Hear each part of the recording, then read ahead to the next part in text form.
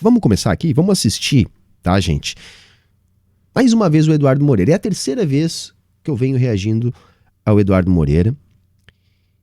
E o que eu tenho notado é a permanência de um discurso. E esse corte, em específico, que a gente vai assistir agora, é recente. Tem 20 horas que está online no momento que a gente está gravando, e isso então quer dizer que deve fazer 2 ou 3 dias essa entrevista. Onde? Lá no Critique Podcast, que é um podcast ainda pequeno, porém é um podcast dos estúdios Flow, e por isso é bem produzido. O Eduardo Moreira esteve lá, mais uma vez deu uma entrevista interessante. Eu separei um trecho aqui que explica algo que a gente escuta muito falar do Eduardo Moreira, que é como que o ex-banqueiro tornou-se socialista, né? Então, como teria acontecido a transformação de um burguês, que ele ainda é um burguês, e vamos lembrar que não há contradição nisso. A gente pode ter ao nosso lado burgueses traidores de sua classe, da mesma maneira que nós temos muitos trabalhadores que também são traidores da sua classe, né? Embora eu não goste muito de tratar assim, porque normalmente isso é uma questão de ideologia. Agora, existem sim gestores dos interesses da burguesia que conscientemente, né, defendem os interesses da burguesia por se beneficiarem de determinada franja de classe que são incluídos por defenderem tais interesses. Então existem traidores da classe e eu creio cada vez mais que o Eduardo Moreira se trata de um traidor da classe. Então, vamos acompanhar aqui e fazer também alguns comentários a história que ele conta, de como ele deixou de ser um jovem banqueiro, bem-sucedido, de boa família, né, circulando ali entre as principais rodas da alta sociedade brasileira, e não só brasileira, como que ele foi parar no MST, como que ele foi parar defendendo um discurso cada vez mais radical, que é o que a gente tem visto já não tão há pouco tempo. Mas bora lá, bora pro vídeo. E é muito louco, né? Voltando um pouquinho atrás na tua vida, você é um cara que começou no mercado financeiro. Eu costumo dizer o seguinte, né? Eu já vi muito cara de humanas trabalhando no mercado financeiro e virando um tecnocrata, né? Então, assim, você é a soma das pessoas que vivem ao seu redor, né? Então você se torna isso porque a vida é experiência, né? A média das 5 pessoas mais próximas. Isso é muito verdade, porque... Essas pessoas te influenciam, né? Exatamente, pessoas que influenciam. E você tinha tudo pra seguir essa lógica. E você simplesmente, numa hora da tua vida, você teve um ahá ali e decidiu mudar um pouco o leme do barco ali. Que momento foi esse? O que passou na sua cabeça? Foi alguma coisa que você testemunhou? O que te fez mudar radicalmente de postura aí? Putz, são muitas coisas. Teve acidentes que eu tive, teve uma cirurgia que eu fui fazer que deu muito errado, eu quase morri. Teve o lance dos cavalos, que você falou, que eu tenho um livro escrito, ficou quase um ano como o livro mais vendido do Brasil, de tudo que é lista, chama Encantadores de Vidas, né? E sobre a história daquele encantador de cavalos americano, etc. E esse contato com essa técnica de doma de cavalo me fez viajar o Brasil inteiro e conhecer o Brasil, lugares que eu não conhecia. Mas deixa eu falar uma coisa que eu nunca falei, que eu acho interessante. Eu nunca falei mesmo. Hoje em dia tem muita gente que fala o seguinte, o Eduardo foi pra esquerda, o Eduardo... resolveu assumir esse personagem socialista, que luta pelos mais pobres, não sei o quê, porque ele não teve sucesso no mercado financeiro. Isso é um argumento que muita gente que quer me atacar, que quer me agredir hoje em dia usa. E às vezes eu ficava assim, irritado com isso, falando assim, como assim esse cara... Bate o ego. Tá dizendo que eu não tive sucesso? Eu era sócio do Pactual. Então, eu era sócio do Pactual, o maior banco de investimento do país. Ele era sócio do Paulo Guedes, gente. Trabalhou com o Paulo Guedes. É isso aí mesmo. É por isso, e eu falo hoje isso, assim, sem maiores problemas. E eu tô aqui na internet desde 2015, então eu vi o Eduardo Moreira aparecer com um videozinho lá irritando, dizendo ex-banqueiro conta a verdade sobre o sistema financeiro e tal.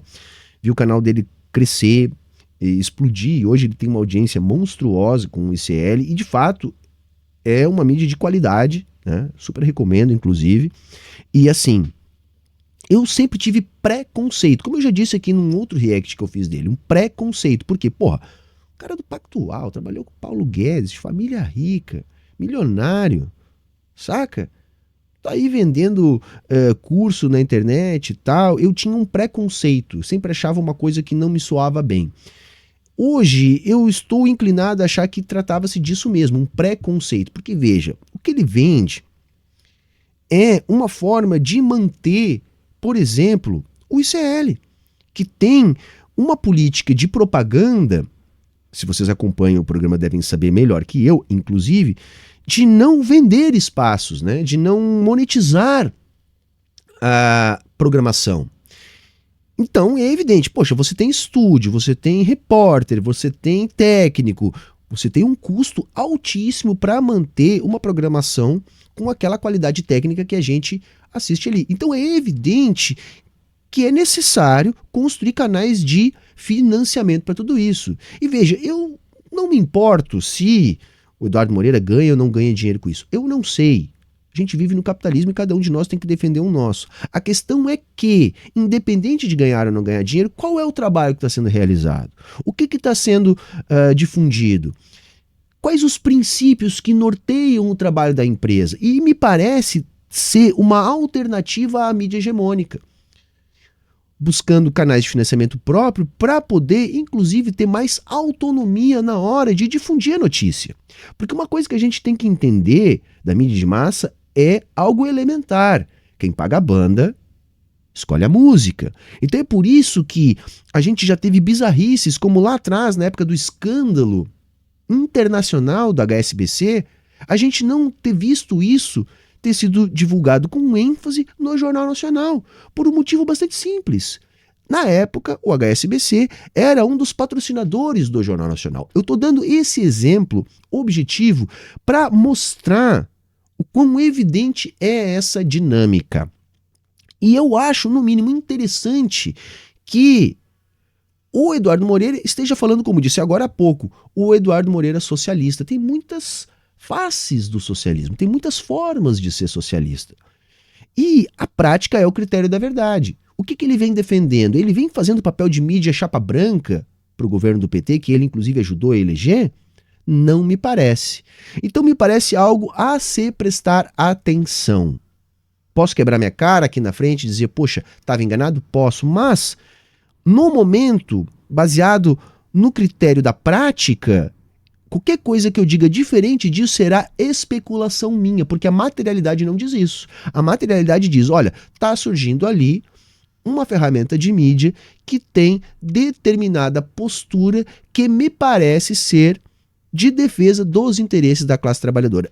É uma postura comunista? Não, não é. Eu não diria que o Eduardo é um revolucionário comunista. Eu diria que ainda assim um institucionalista, mas uma pessoa que me parece está perdendo a fé na institucionalidade, porque percebe cada vez mais os limites da democracia burguesa.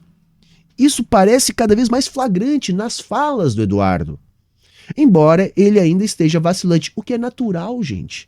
Pensem de onde ele vem, essa é a história que ele está contando aqui.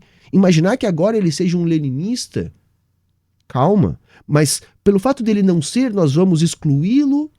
Não, é, no mínimo, um aliado tático importante. E não é a pessoa que escolhe ser sócio. Quem são os sócios que convidam alguém para ser sócio, né? Senão todo mundo falava, eu quero ser sócio, virava sócio. Então, eu tive o mérito de ser uma das poucas pessoas que era, apesar de muito pequeno, era sócio do maior banco de investimento do país. Eu saí de lá, eu fundei uma empresa com 3 outros sócios e essa empresa se tornou uma empresa grande no mercado financeiro.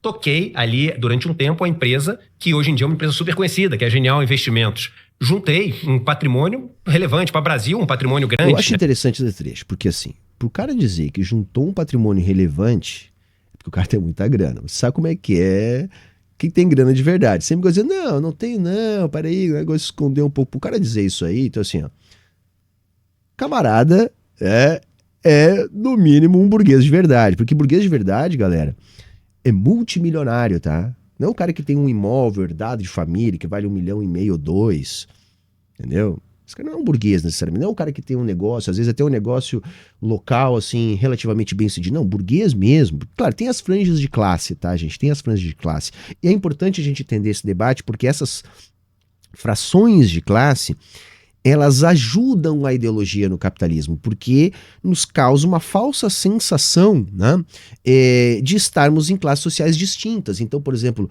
aquele cara que comprou uma Hilux financiada, que ganha um salário de 15 ou 20 mil, ele tem plena certeza que ele pertence a outra classe social, que é aquela família que tem, sei lá, uma renda familiar ali de 5, 6 mil e que consegue ter no máximo um HB20 usado. Na verdade, essas duas famílias pertencem à mesma classe social, mas há frações de classe diferentes, né?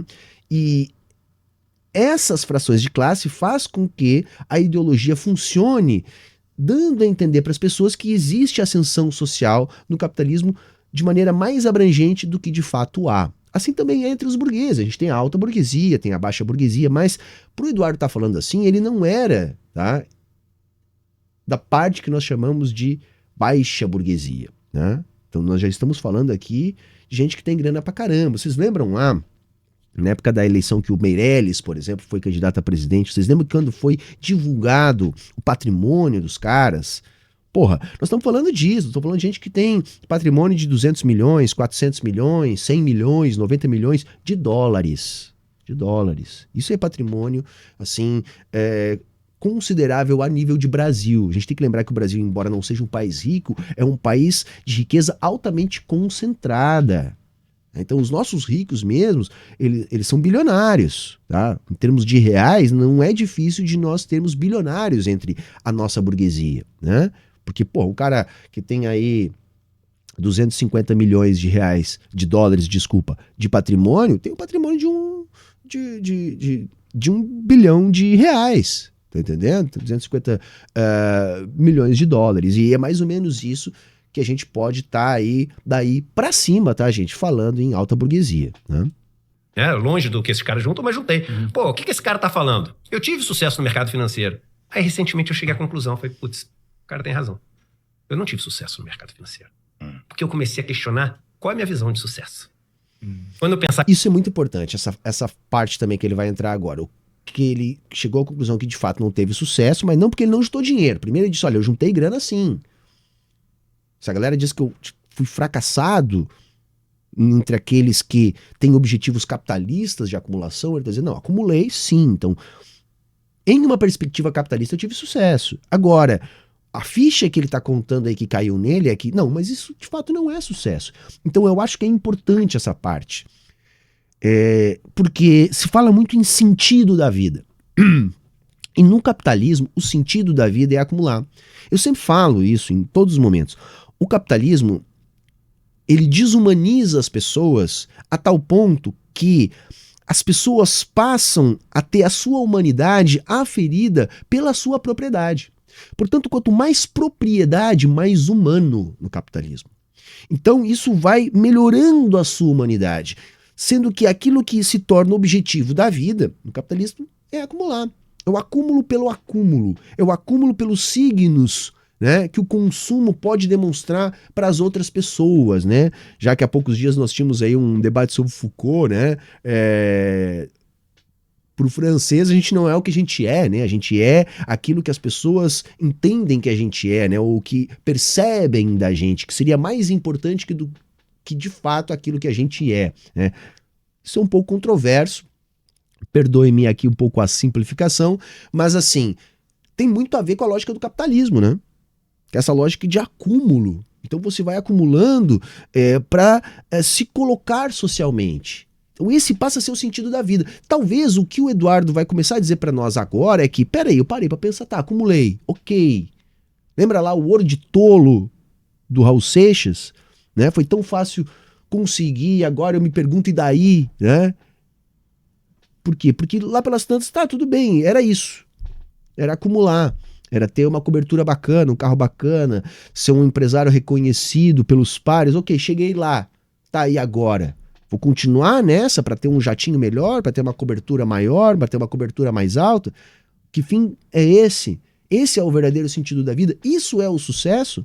E é isso que nós, marxistas, pregamos há tanto tempo, dizendo, gente, essas visões de sucesso são visões produto da lógica capitalista de produção.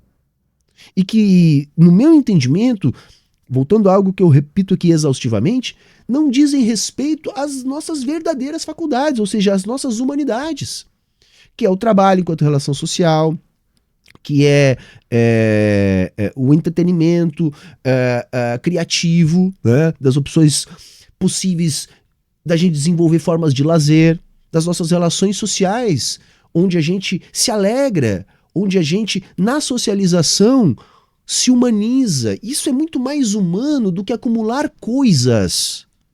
Acumular coisas, interagir uns com os outros, interagir com a natureza, desenvolver as nossas verdadeiras habilidades que são praticamente ilimitadas, tem o limite da nossa imaginação. Isso é muito mais humano do que simplesmente acumular coisas. Porque no capitalismo a gente nega tudo isso e passa a achar graça tão somente em acumular coisas. E é esse o relato que o Eduardo vai começar a fazer neste momento. E é por isso que eu digo, a prática é o critério da verdade. Se ele já está dizendo isso reiteradamente, é sinal de que ele está a um passo de compreender que o problema é estrutural e somente a partir de uma mudança estrutural ele pode ser resolvido. Para construir uma nova humanidade que valore essas coisas que fizeram, por exemplo, o Eduardo Moreira deixar de estar lá preso à lógica da acumulação enquanto sucesso e começar a enxergar o mundo por outros olhos. É isso que nós queremos. Estava em sucesso antes, eu estava pensando no cargo que eu alcancei e no dinheiro que eu juntei. E aí eu tinha vontade de contra-argumentar e mostrar pro cara minha conta no banco, mostrar pro cara ali o contrato que mostrava que eu era sócio, falar assim, você tá mentindo, eu tive sucesso. Mas pensando na minha visão de sucesso hoje, e a minha visão de sucesso hoje é, meu irmão, é você abrir a janela e em vez de falar assim, puta que pariu, mais um dia, você falar o seguinte, caraca, meu irmão, tô cheio de coisa pra fazer e calma aí, tô com uma ideia nova e eu acho que agora vai dar certo. Isso é o que eu chamo de nossas faculdades, gente. É a nossa criatividade, a nossa inventividade, a nossa imaginação. É aquilo, como a gente pode colaborar para o mundo. Isso é humano, porque isso colaborar para o mundo jamais é um ato individual, porque o trabalho é, por determinação, uma relação social. Então, é sempre algo nosso a se doar para o conjunto da humanidade, essa coisa maravilhosa que é a nossa espécie e que é o nosso gênero. É isso que o Eduardo está trazendo para a gente aqui. Esse tesão de verdade por viver é para mim a definição de sucesso. Teve um dia que eu estava voltando de um acampamento do MST, depois de ter passado uma temporada lá, e meu irmão sozinho no carro, eu voltei e passei uma semana com eles viajando e ajudando a plantar e palestrando e ouvindo coisas e me envolvendo com aquilo tudo. E de repente eu voltando para casa sozinho no carro, eu liguei ali o rádio, tocou uma música que para mim significava muita coisa. Eu abri o vidro, começou a bater aquele vento na cara. Meu irmão, eu comecei a chorar de emoção. Eu comecei a chorar de emoção e falei assim, caraca, as coisas voltaram a fazer sentido para mim. O esforço voltou a ter sentido. Então eu falei, pô, esse cara tem razão. Pensando hoje em dia, eu não tinha sucesso no mercado financeiro. Que história bacana, né, gente? Eu só quero fazer um adendo aqui, assim. A arte, né? Eu não sei vocês, mas, por exemplo, a arte é uma coisa que me toca muito. E toca vocês também, com certeza, né? Quem não tem uma música, um filme, uma dança, uma peça de teatro, um quadro, uma escultura que te desperta emoções, né? Veja, a gente está falando tanto de potencialidades humanas. A arte nos faz humanos, né? Porque a arte nos conecta uns com os outros e nos desperta emoções. Vejam, um momento de virada, talvez na vida do Eduardo, pelo que ele está relatando ali, pode ter sido dado gatilho a partir de uma música. Não é isso? Uma música que ele gostava, que representava alguma coisa para ele. Depois dele ter tido um conjunto de experiências fortes, vem um gatilho de uma música que o fez chorar. E é muito bacana quem ainda tem capacidade de chorar vendo um filme, escutando uma música, porque isso é sinal de que nós ainda somos humanos. Eu tenho essa capacidade. Às vezes eu, dependendo do que eu estou pensando, uma música que eu escuto, eu me emociono e choro. Por quê? Porque a gente ainda é humano. A gente ainda é humano. E isso é muito belo, porque uma das coisas que o capitalismo faz com a gente é nos endurecer. Porque como a gente é obrigado a estar lutando uns contra os outros, o que é absolutamente antinatural, uma vez que a gente depende para viver uns dos outros, né? Somos seres sociais, a gente acaba criando uma casca que a gente humilha, que a gente pisa, que a gente briga, que a gente rouba, que a gente passa para trás, porque essa é a lógica que o capitalismo nos impõe. Quanto mais gente a gente conseguir enrolar, pisar na cabeça, usar de escada para subir, mais alto a gente fica. O capitalismo é um modelo de produção, de relações de produção, onde as pessoas competem. E essa competição ela não é pautada por nenhuma regra moral. A regra moral é onde você vai chegar. Se você é o diretor da empresa, não interessa se você roubou, se você foi corrupto, se você passou outras pessoas para trás, se você acabou com a vida de outras pessoas. Se isso não atrapalhou a sua escalada e você chegou lá, tudo isso é escondido pelo posto que você está. E você é automaticamente uma pessoa maravilhosa e um exemplo a ser seguido. Atitude correta, camarada. Temos aí os bilionários, né, por trás do ramo lá das Americanas, né? É uma falcatrua do primeiro ao quinto, que nem diriam as pessoas antigas. Os caras se aproveitam de uma empresa que determina o valor de outras empresas a serem privatizadas. Por exemplo, essa empresa é uma que disse que a Eletrobras não valia nada para baixar o preço para eles poderem comprar. Mas essa mesma empresa dizia que a Americanas estava super bem e que estava ok. E que esses 40 bi aí que sumiram não perceberam na auditoria. E esses caras dão palestra para cima e para baixo, né? Ensinando as pessoas a ficarem ricas a partir das suas virtudes. Quer dizer, então, se eles fazem rolo, passam pessoas para trás, estruturam cadeias produtivas, botam um monte de gente na miséria, fazem fraude fiscal, fazem fraude financeira, qualquer coisa que eventualmente eles façam no meio do caminho, tudo isso tanto faz, porque afinal de contas agora são os bilionários brasileiros. E vai ter um monte de gente pagando pau pra eles na internet. O capitalismo é assim, gente. O capitalismo é assim. Isso é da natureza das relações capitalistas de produção. Porque eu fazia as coisas sem o menor tesão, numa de tipo assim, caraca, eu sempre vou ter menos. Sempre vai ter o cara que vai morar numa cobertura mais alta, um carro mais caro, entendeu? Vai ter uma casa de campo com mais metros quadrados. Era uma eterna angústia, uma eterna infelicidade, uma eterna falta de sentido. Então, sim, hoje eu assumo. Eu fui um cara no mercado financeiro, mal sucedido. Eu não tinha sucesso no mercado financeiro. E aí, quando eu fiz essa mudança na minha vida, hoje eu me considero um cara bem sucedido.